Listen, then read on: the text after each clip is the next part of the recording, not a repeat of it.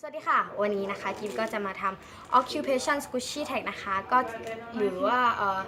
ที่เกี่ยวกับอาชีพที่เป็น squishy นั่นแหละก็เพิ่งเปิดเทอมนะคะก็วันนี้นะคะเป็นวันเปิดเทอมวันที่2ของเรียนกิฟ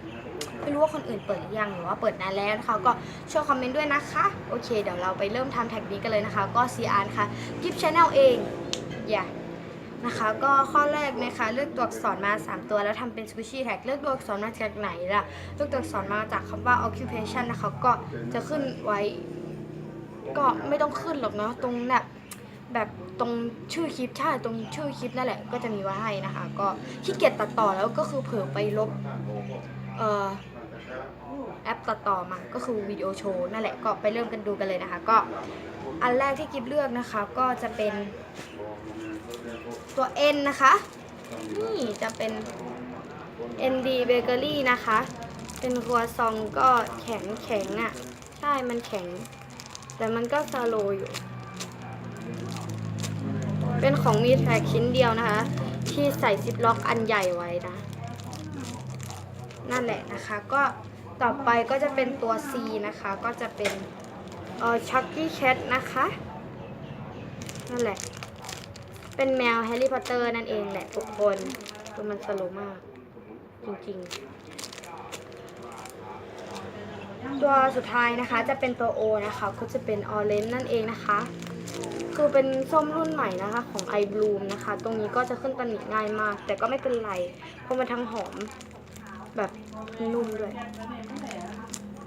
นั่นแหละนะคะก็ข้อที่2นะคะเอาสกุชชี่ที่เป็นนำหน้าแล้วก็ลงท้ายตัวอักษรนำหน้าแล้วก็ลงท้ายอาชีพที่อยากเป็นนะคะของกิฟก็จะเป็นทนายความนะคะก็คือ lawyer นั่นเองนะคะขึ้นต้นด้วยตัว L นะคะก็จะเป็นตัว L เป็น Little Mafia นะคะก็นี่เป็นสีชมพูนะคะน่ารักด้วยนิ่มๆนี่สโลจริงๆยอดแบบมันนิ่มมากอ่ะมันสโลมากด้วยนั่นแหละนะคะก็ต่อไปนะคะก็จะเป็นตัว R นะคะก็จะเป็นเลนโบโดนัทนะคะของ Creamy Candy นะคะก็อันนี้ทุกคนอาจจะไม่เชื่อนะคะว่ามันเป็นของแท้นะคะก็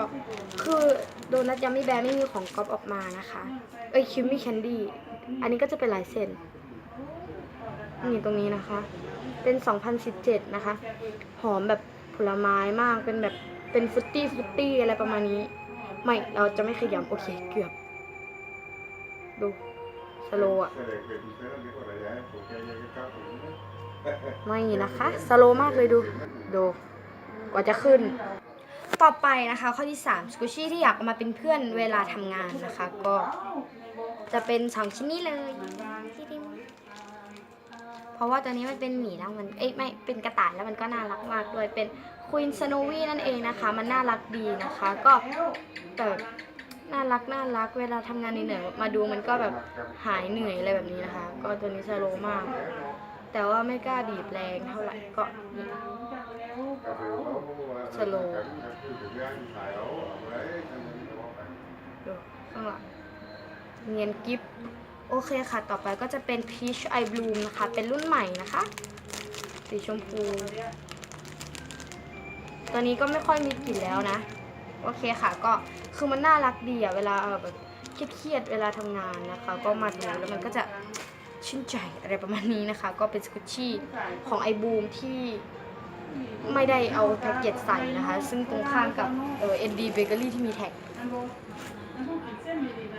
ข้อ4นะคะสกุชชี่ที่อยาก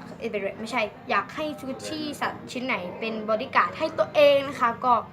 ชิ้นไหนจะเป็น2ชิ้นนี้เลยนะคะเป็นชิ้นแรกก่อนเลยแล้วกันนะคะจะเป็น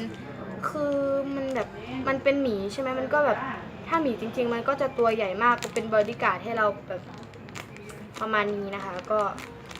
แปลกเนี่ยเราบอดี้การ์ดแบบเอาสัตว์มาเป็นบอดี้การ์ดนี่ก็จะเป็นนะคะก็มันก็ยับอย่างที่บอกพวกไปโดนน้ำมา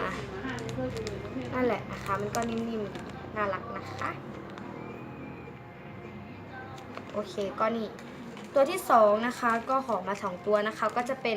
มิลลี่เวลค่ะตาแดหน้าแบบ น่ารัก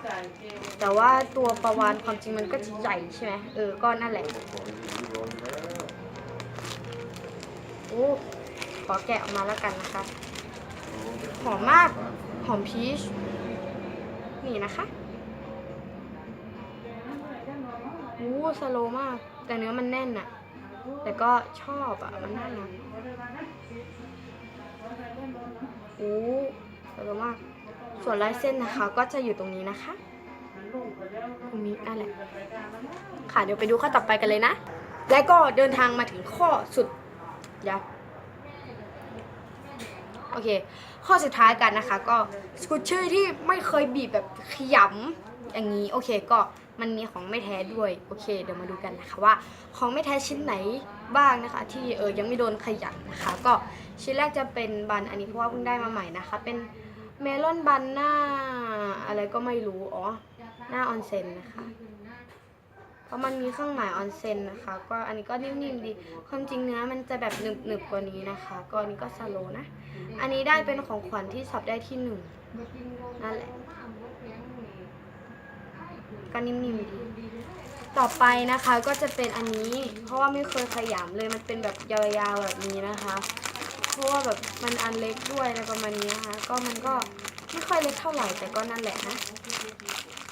ต่อไปนะคะก็จะเป็นอันนี้เลยนะคะเพราะมันแข็งข้างหน้ามันแข็งแล้วก็ไม่รู้จะขยำไปทำไมซึ่งข้างหลังมันก็นิ่มนะโอเคนะคะต่อไปนะคะก็จะเป็นอันนี้นะคะเป็นสกูชี่ที่ลายที่สุดคือไม่เคยเห็นใครมีเลยคือมันถูกมากด้วยดูนี่นะคะก็นี่โอเคนะคะโอเคค่ะต่อไปนะคะก็จะเป็นอันนี้ไม่แน่ใจนะคะว่าเคยขยำหรือเปล่านะก็น่าจะไม่เคยแหละนั่นแหละนะคะว่ามันหอมมากๆนี่แล้วก็จะมีเป็นบันไดโซะซึ่งมันเป็นของแท้ต่อไปนะคะก็จะเป็นอันนี้แล้วก็จะมี ND Bakery นะคะมีมังคุดมีเมอร์เมดยัมมี่แบร์นี่มีโดนัทริมมี่แคนดี้มีส้มไอบลูมีแมวลิตเติ้ลมาเฟียมีซูชิของแซนฟิลไอแลนด์แล้วก็อันนี้ไม่ใช่แล้วก็ชิ้นสุดท้ายนะคะก็จะเป็นอันนี้ของแรมากโอเคก็จบไปแล้วสำหรับคนที่จะทายต่อนะคะก็จะเป็นอยู่ตรง description box ข้างล่างเลยนะคะโอเคสำหรับใครที่ชอบอย่าลืมกดไลค์กด subscribe ด้วยนะคะโอเคไปละบ๊ายบายจุ๊บ